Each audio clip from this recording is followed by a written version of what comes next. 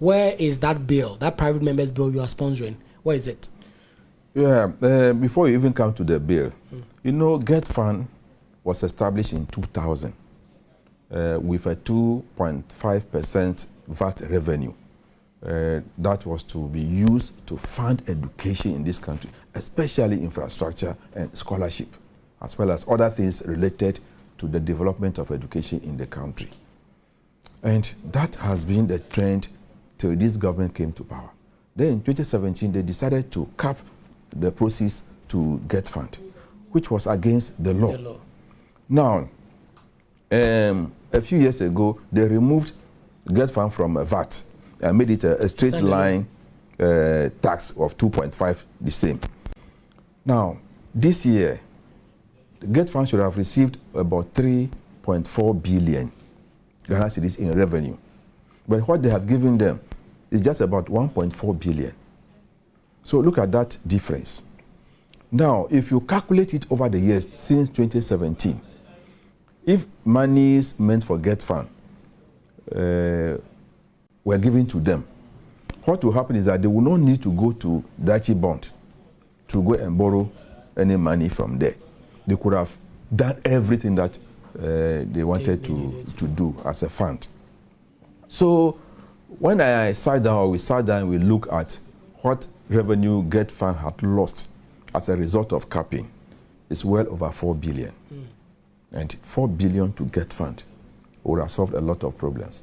Now, GETfund is in charge of scholarships, it's in charge of infrastructure, it's in charge of even buying vehicles for senior high schools and universities in the country.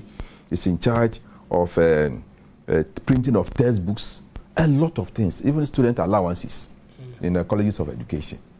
So if you are capping it, what do you think you are going to do? So next year, if you look at the 2023 budget, GETfund would have received 4.6 billion in revenue or resources for GETfund. But the minister has reduced it to 1.8 billion, which is less than 40%. And how do you want GETfund to survive? Meanwhile, they cannot go into the bond market again because Dachi will not be able to raise any money. Because of these haircuts. Haircuts, yes. So no bank will be ready to give money to GETfund again. Because even the investment they have made in GETfund now, or the Dachi bond, they don't know when they will even get it. Because by next year, 2023, it's 0% interest.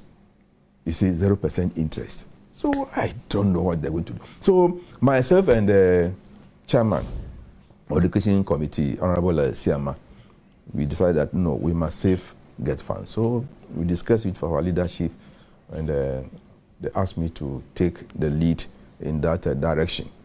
So we made it a motion, and then in March or so this year, the House adopted the motion that we should decap GETfund.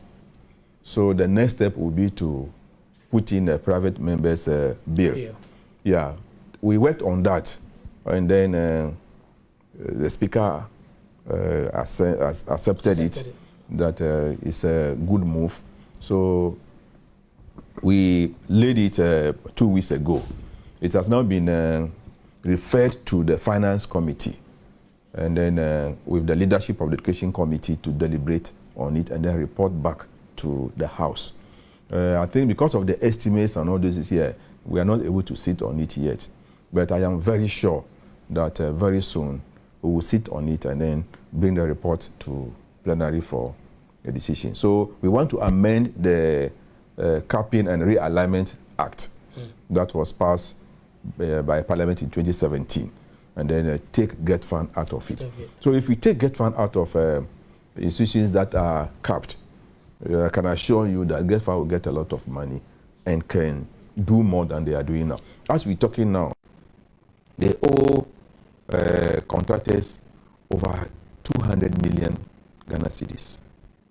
200 million Ghana cedis, contractors. And Ministry of Finance is with 800 million Ghana cedis that is due to GETfund between last year and this year. So if that money is given to GETfund now, you will see that they can pay all contractors before Christmas. So let me just use this opportunity to appeal to the Minister of Finance that he's unduly punishing GETfund. He's retarding progress of education in the country. So you should release whatever is due to GETfund to them so that they can pay contractors. I can also tell you that those who printed the textbooks that were distributed recently, they have not been paid anything. The publishers and the printers, they have not been paid. And they are crying. Some of them said they had gone to borrow money at banks in dollar value. At the time they borrowed the money, it was just about 8 cedis or so to the dollar. Now look at what it is, 13, 14. And they must pay back at that rate. So they are losing in business. Money. Yes. So they are not going to make any profit on their investment.